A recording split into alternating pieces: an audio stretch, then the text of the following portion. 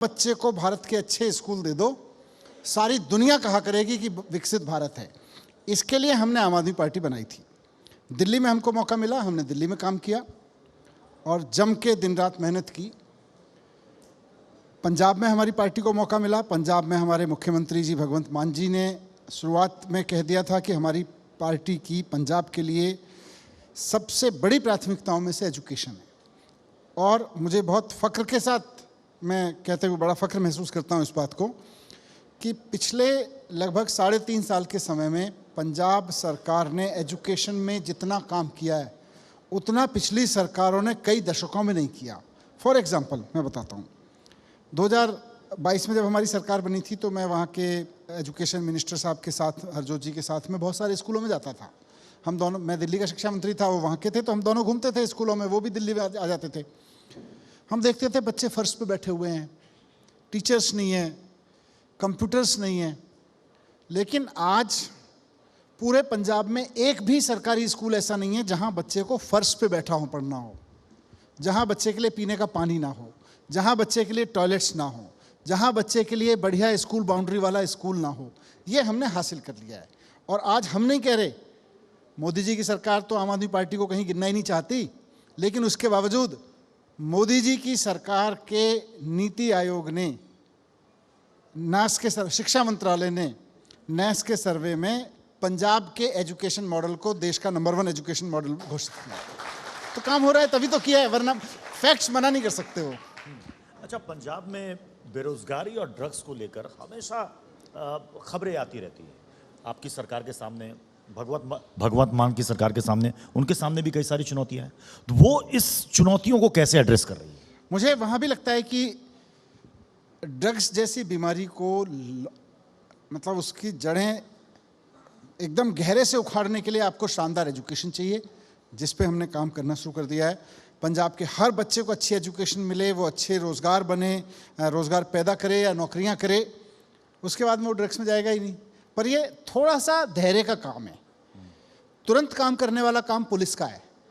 तो पंजाब पुलिस जिस शिद्दत से ड्रग तस्कर्स के पीछे पड़ी हुई है, पेडलर्स के पीछे पड़ी हुई है, पहले कभी नहीं पड़ी। आज पंजाब के गांव-गांव में इस बात की चर्चा है कि जी बस हम बता भर दें कि हमारे गांव में फला आदमी नशा बेचता है और फलानी जगह से आता है, उठा लेती है पुलिस। और सबसे बड़े ड्रग माफिया, मतलब बड़े से बड़े ड्रग माफिया को भी जेल से भेजने में पंजाब पुलिस हिचक नहीं रही है अभी। तो ड्रग्स भी कंट्रोल में आ रहा है, ड्रग की सप्लाई, ड्रग माफिया कंट्रोल में आ रहा है, और नीचे से अच्छी एजुकेशन मिल रही है। उसी से एक खुशनुमा पंजाब खड़ा होगा। ये क्या ड्रग्स के पीछे एक बड़ा सिंडिकेट काम करता है, एक गिरोह काम करता है, और पंजाब में गैंगस्टर्स भी जो हैं वो काफ़ी हद तक प्रभावित करते हैं वहाँ के क्राइम को, ड्रग्स को और बहुत सारी तस्करी की चीज़ों। अभी हमने देखा, अभी खबर आई थी, कबड्डी प्लेयर, उनको मार दिया गया। तो ये सारी चीज़ें कंट्रोल क्यों नहीं हो पा रही हैं पंजाब में? ये कहीं ना कहीं सारी चीज़ें कभी सिंगर मारे जाते हैं, सिद्धू मूसेवाला, फिर देखिए अभी कबड्डी प्लेयर। ड्रग्स का, हथियारों का, गैंगस्टर्स का, इन सब का कहीं ना कहीं लिंक रहता है।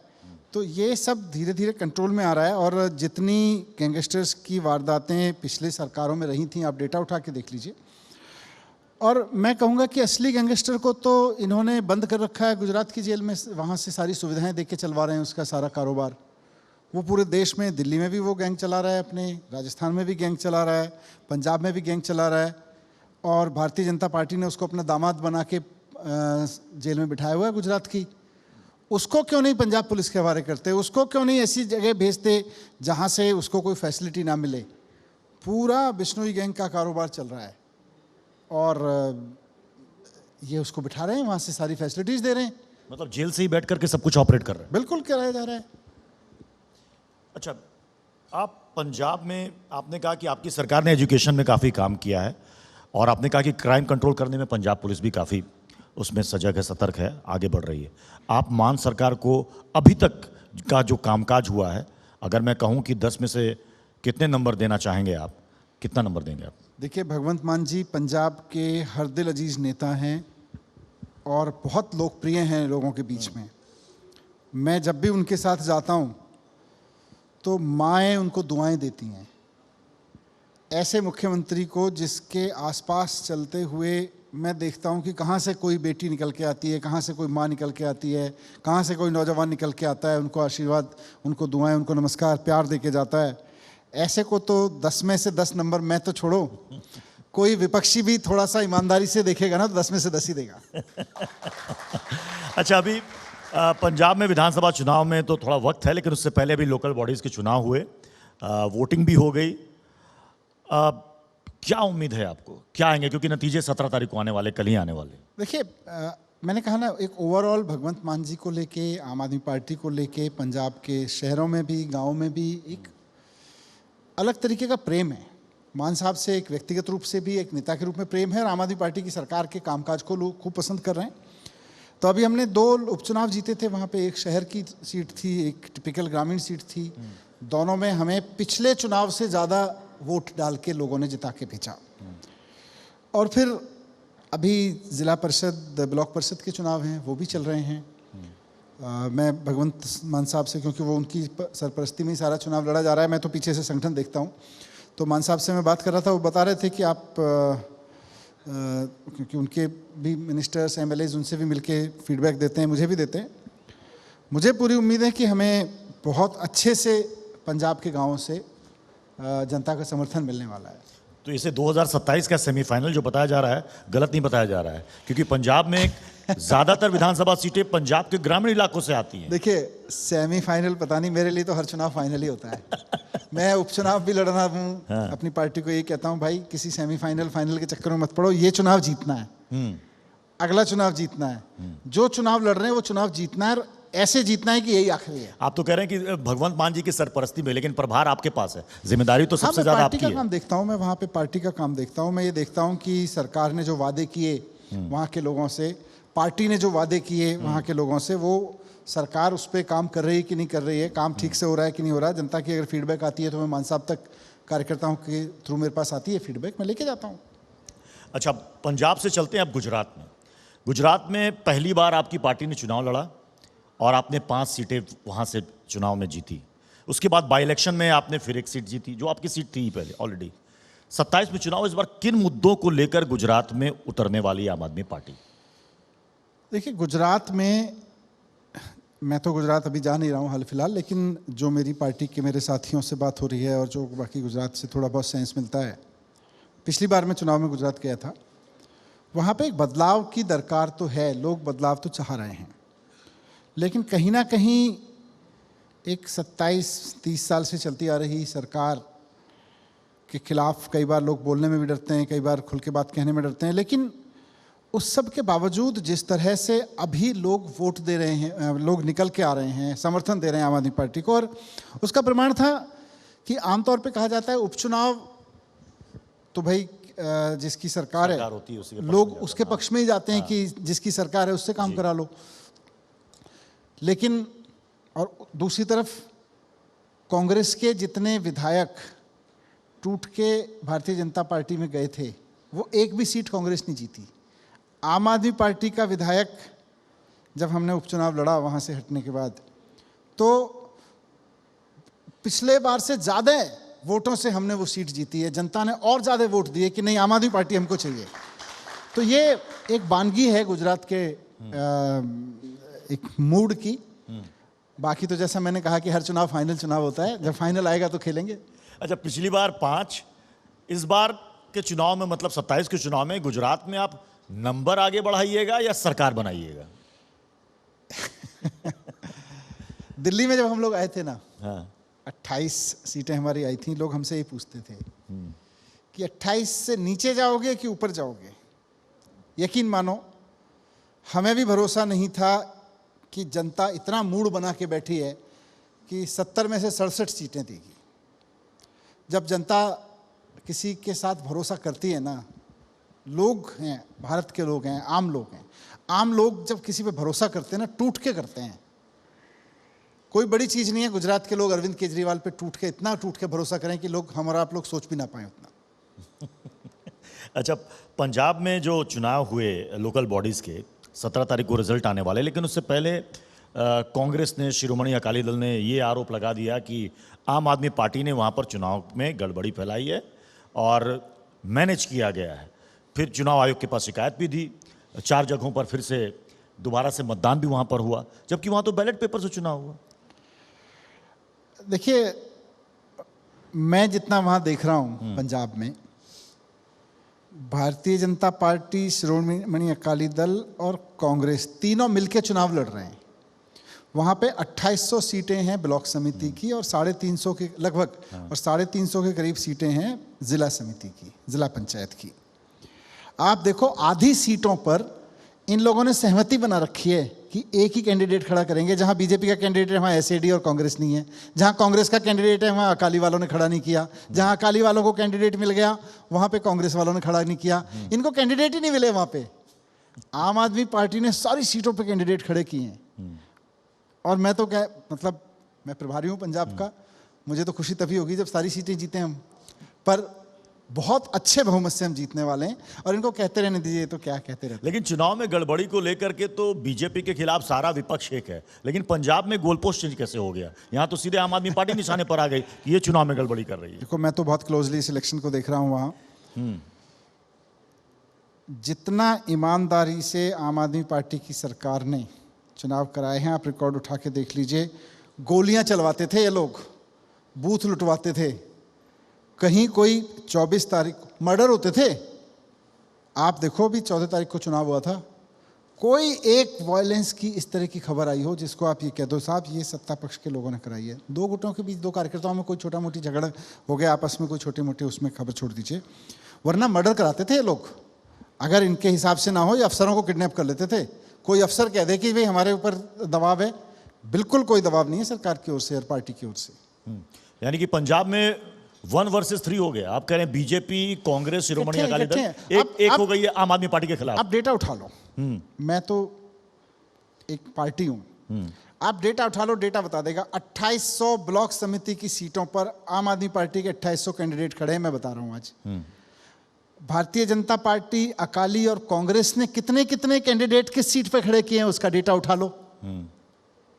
तो 2 ही स्थिति हो सकती हैं, या तो भाजपा, कांग्रेस और अकाली की हालत इतनी माड़ी हो गई है कि इनको एक भी कैंडिडेट नहीं मिला वहां पे, मतलब इन तीनों पार्टियों को 3 बंदे नहीं मिले वहां पे चुनाव लड़वाने के लिए, या इकट्ठे होकर एक आदमी खड़ा कर रही है। दोनों में से एक होगा। या तो ये बोल दें कि हमारे पास आदमी नहीं था चुनाव लड़वाने के लिए, जी हम क्या करें, हम इतने गरीब हो गए हैं पंजाब में।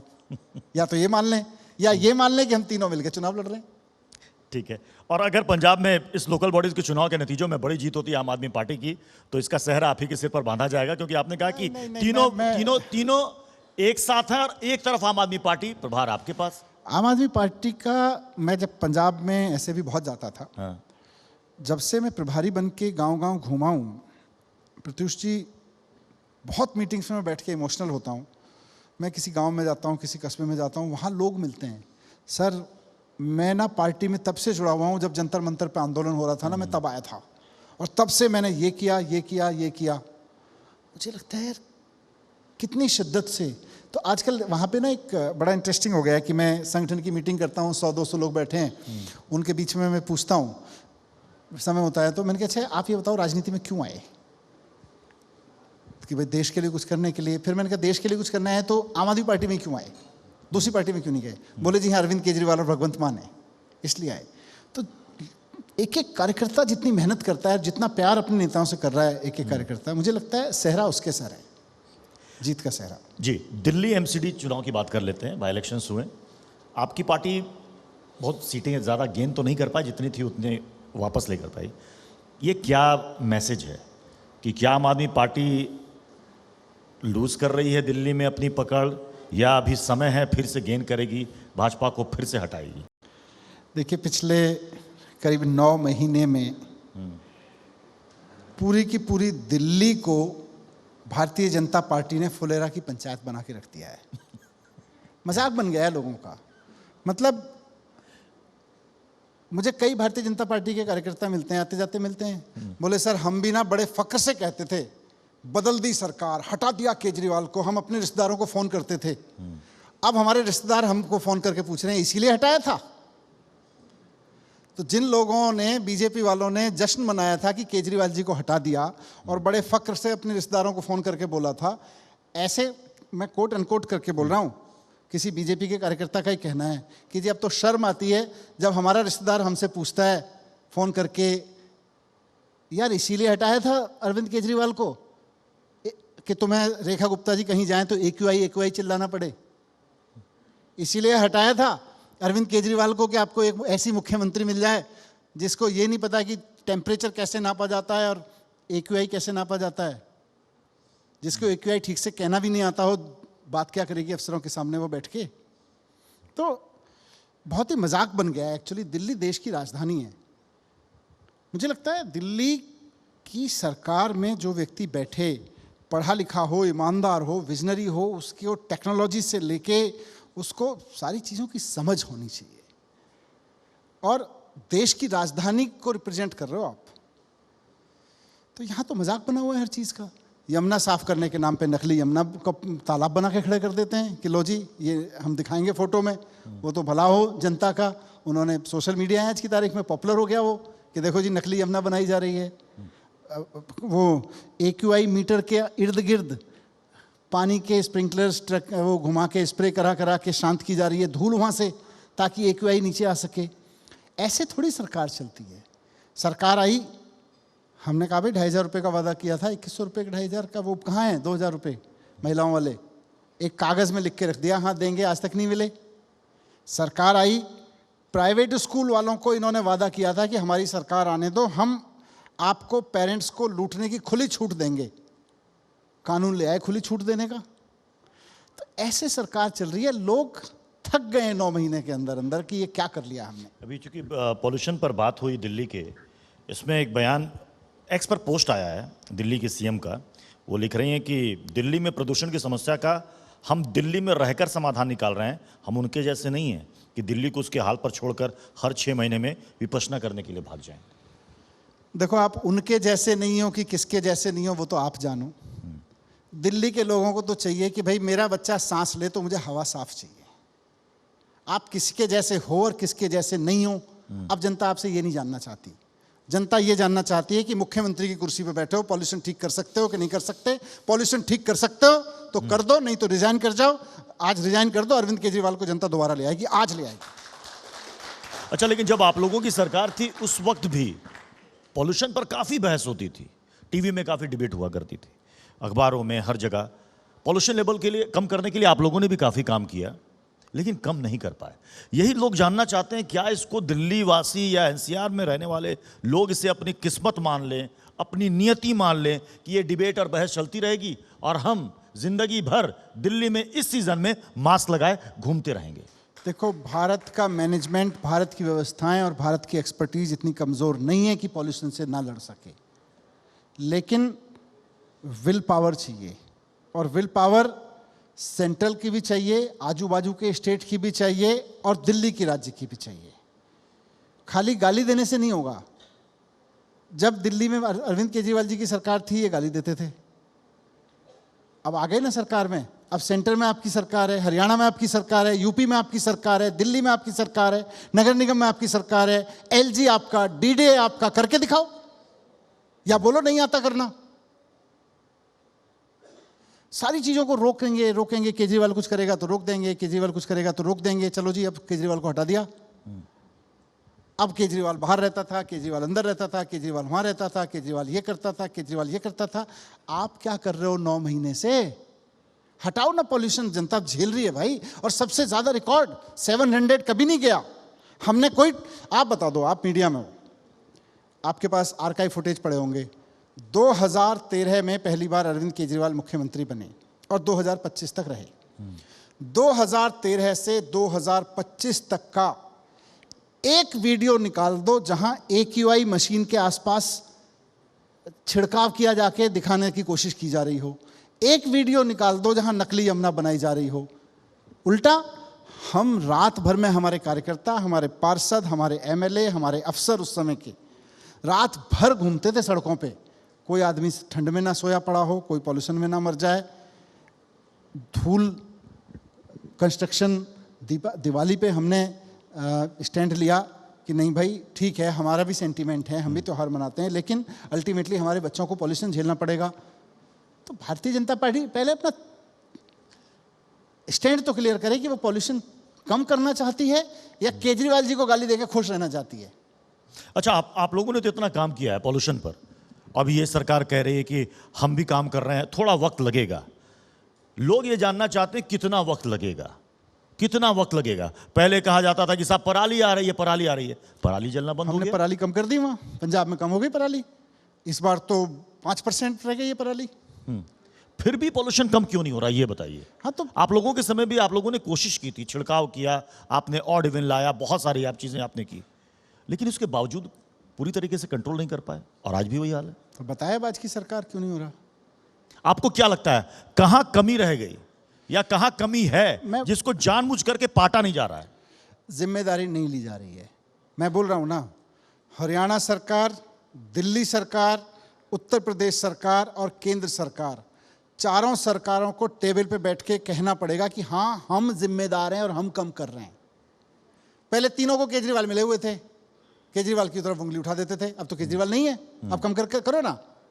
अभी भी नहीं कर रहे हैं। और जब तक, आज लिख लीजिए, किसी भी पार्टी की सरकार हो, जब तक केंद्र सरकार जिम्मेदारी नहीं लेगी कि देश की राजधानी में पॉल्यूशन कम करना हमारी जिम्मेदारी है, जब तक भारतीय जनता पार्टी जिम्मेदारी नहीं लेगी कि एमसीडी से लेके अब तो दिल्ली सरकार में वो हैं, केंद्र की सरकार में वो हैं, हम प्रयास करते हैं कि हरियाणा सरकार और यूपी गवर्नमेंट दोनों जगह बीजेपी की सरकार है, लाओ टेबल पे। प्रॉब्लम क्या है, क्या आप दिल्ली में कानून, अब तो इन्होंने कोई कानून लागू करना ही बंद कर दिया। पटाखे से लेके, ग्रैप से लेके सब मजाक बना दिया। पहले ऑड इवन का मजाक बनाते थे, ग्रैप तोड़ते थे, बोले हम किसी चीज़ को नहीं मानेंगे। अब ये लागू ही नहीं करते, पहले हम लागू करवा लेते थे। दिल्ली के व्यक्ति को आप कहते हो जी आप कंस्ट्रक्शन नहीं करोगे, 10 मीटर दूर गाजियाबाद है, उधर से आनंद विहार से 20 मीटर 100 मीटर दूर कॉलोनियाँ हैं, वहाँ पे कंस्ट्रक्शन करोगे। एक डीजल का व्हीकल आनंद विहार तक नहीं जाएगा दिल्ली में, आनंद विहार के उधर वो डीजल का व्हीकल मुक्त है। हवाएं बॉर्डर्स नहीं देखती है, वोट देखती है केवल। वोट देने वालों के बॉर्डर्स हैं कि आप दिल्ली की सरकार को वोट करते हो, आप यूपी की सरकार को वोट देते हो। डीजल का धुआं अगर नोएडा या गाजियाबाद में उठेगा तो दिल्ली में भी आएगा। इसीलिए मैंने कहा सॉल्यूशन प्रैक्टिकल लेना पड़ेगा। इनको केवल और केवल गाली देना आता है। जब ये सरकार में नहीं थे तो केजरीवाल को गाली देते थे कि जी केजरीवाल केजरीवाल।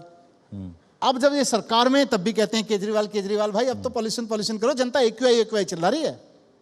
और अब जनता कहने लगेगी, अभी तो जनता, ये कल पहुंची थी मुख्यमंत्री महोदय कहीं, कल या परसों शायद, जनता ने मतलब एक्यूआई चिल्लाना शुरू कर दिया था। अब जनता शुरू करेगी क्यों आई क्यों आई।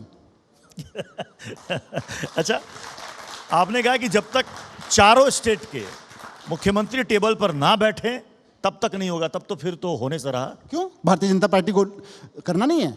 इसका मतलब बीजेपी नहीं कर सकती ना। इससे पहले भी आप लोगों ने कोशिश की थी, बीजेपी वालों से पूछना बनता है कि जब आप लोगों की सरकार थी उस वक्त भी सभी स्टेट के मुख्यमंत्रियों की उस वक्त बैठक भी बुलाई गई थी कि इस पर मिल करके, क्योंकि सुप्रीम कोर्ट भी कई बार, सुप्रीम कोर्ट को भी इंटरवेन करना पड़ा और बोलना पड़ा कि ये क्या हाल बना रखा है, लेकिन तब भी वही हुआ और आज भी स्थिति वही है। तो क्या ये माना जाए कि जो आजकल बच्चों में, आपके समय में आपने बड़ा अच्छा वो किया था, हैप्पीनेस करिकुलम आपने स्कूलों में किया था कि बच्चों के अंदर हैप्पीनेस आए, खुश। लेकिन आप तो बच्चे बेचारे हो तो वो बस वही देखते हैं आजकल, हाइब्रिड, ऑनलाइन ऑफलाइन। मतलब अभी भी देखिए ग्राफ 4 लागू हो गया, अब बच्चे घर के अंदर क्लास कर रहे हैं। देखिए जब हम सरकार में थे हम इनसे कहते थे कि साहब हम सीरियस हैं, दिल्ली में जो नियम कायदा कानून लागू करना है वो हम लागू करेंगे, जो स्टेप उठाने हैं हम उठाएंगे। ऑड इवन से लेके, दिल्ली की जनता हमें प्यार करती है, हम दिल्ली की जनता को प्यार करते हैं, उसको इस घुटन से बचाने के लिए जो करना है करेंगे। पर आप भी सहयोग करो, आप पूरे एनसीआर में इसमें सहयोग करो। तब ये हमें गाली देते रहते थे, नहीं नहीं नहीं नहीं केजरीवाल ऐसा, केजरीवाल वैसा, केजरीवाल ऐसा, केजरीवाल वैसा। अब ये हैं सरकार में, फिर से वही कर रहे हैं। ये भारतीय जनता पार्टी को याद रखना पड़ेगा कि वो सरकार में है दिल्ली की। अब उनकी जिम्मेदारी केजरीवाल को गाली देना नहीं है, केजरीवाल की जगह काम करके दिखाना है। करके दिखाओ भाई। और अब तो आपकी सरकार है, ऊपर से नीचे तक 4-5 इंजन की सरकार है, 4-5 इंजन धुआं ही फैला रहे हैं। क्या हो गया? सब में सबके सब में चोक हो गई क्या? अच्छा, मैं एसआईआर पर आता हूं क्योंकि अब 2026 में, फिर 2027 में कई सारे स्टेट में इलेक्शंस होने वाले हैं। तो आपको लग रहा है कि इस मुद्दे का जोर उस वक्त तक रहेगा? क्योंकि अभी बिहार चुनाव के नतीजे हम लोगों ने देखे, एसआईआर का मुद्दा विपक्ष ने बहुत जोर शोर से उठाया, लेकिन नतीजे ठीक उलट आए। देखिए, एसआईआर मेरी दृष्टि में एक बहुत खतरनाक चीज है। आप सोचिए, जो मेरी समझ है मैं अपनी बताता हूं, राजनीतिक कौन क्या कह रहा है वो छोड़ दीजिए। इस देश में 2003 के बाद जिस आदमी ने भी जहां वोट बनवाया, इफेक्टिवली वो वोट खत्म हो जाएगा। अगर आपका किसी घर पे किसी एड्रेस, अगर आपका आज का वोट 2003 के पहले से चला आ रहा है तो आपका वोट चलेगा। अगर आपने किसी एड्रेस पे 2003 के बाद अपना वोट बनवाया है तो इफेक्टिवली वो खत्म हो जाएगा। अब बीएलओ की मेहरबानी पे, लोकल नेताओं की मेहरबानी पे और आपकी सजगता पे है कि आप अपना वोट बचा पाओगे कि नहीं बचा पाओगे। तो क्या मतलब है, एक सब्जी वाला, एक दूध वाला, एक रिक्शे वाला, एक एंकर, एक पत्रकार, एक वकील, जितने सारे लोग यहाँ बैठे हैं अलग अलग प्रोफेशन के, स्टूडेंट, अब सबकी जिम्मेदारी है कि बाकी सारा अपना पढ़ाई छोड़ो, पढ़ाना छोड़ो, नौकरी छोड़ो, काम धंधा छोड़ो। ये देखो भाई, ये मोदी सरकार ने हमारे वोट कटवा दिए हैं, हमारा तो नहीं कटा, अब हमें वोट बचवाना है। फिर वो बीएलओ को पीछे भागेगा। कहने के लिए कहा जा रहा है कि बीएलओ आपके घर आएगा। 90% केसेस में कोई बीएलओ घर नहीं आ रहा। आपने खोज लिया बीएलओ को, आपने अपना वोट बचा लिया तो बचा लिया, नहीं तो 2003 के बाद अगर आपका वोट बना है तो एक झटके में वोट खत्म है। बचा सकते हो तो बचा लो। इतना खतरनाक व्यवस्था लाना, ये मजाक है क्या यार। लेकिन अगर किसी का नाम वोटर लिस्ट से कट रहा है तो उसके पास है विकल्प कि वो जाके शिकायत करे कि साहब मेरा नाम था और ये देखिए मेरे पास प्रूफ है। नाम ऐड भी होता है कई लोगों का। हाँ, तो कितना एफर्ट मान, इसलिए मैंने कहा ना। अब आपको क्या करना पड़ेगा, अगर आपने मैं अपना बता रहा हूं ना जी। मैं 2003 से पहले अपने गांव में मेरा वोट था। अब उसके बाद मैं गाजियाबाद की एक सोसाइटी में आके रहा। वहाँ पे मेरा एक पत्रकारों की सोसाइटी थी, मैं भी वहीं रहता था जब पत्रकार था। मेरा वोट वहाँ पे बना। उसके बाद मैं दिल्ली में एक पते पे आके रहा, मेरा वोट वहाँ बना। फिर मेरा वोट एक सरकारी घर में बना आके, जब मैं मंत्री बन गया वहाँ बना। तो मेरा वोट 2003 के बाद से 3 जगह बन चुका है। अब मेरे को क्या करना पड़ेगा, आज जहाँ पे मेरा वोट है मुझे अपने वोट का पूरा ट्रैक लाके दिखाना पड़ेगा कि ये रहा मेरा वोट। और अगर मैंने नहीं दिखाया तो मैं कुछ भी हूं, मेरा वोट नहीं बनेगा। अब आपका भी नहीं बनेगा। आप 2003 से पहले कहां रहते थे, आपका वोट कहां था, आप ढूंढ लीजिए, नहीं तो गया वोट आपका। चलिए, बहुत बहुत शुक्रिया मनीष सिसोदिया जी हमारे साथ जुड़ने के लिए थैंक यू वेरी और मच। तमाम सवालों का जवाब देने के लिए बहुत बहुत धन्यवाद। बहुत बहुत शुक्रिया।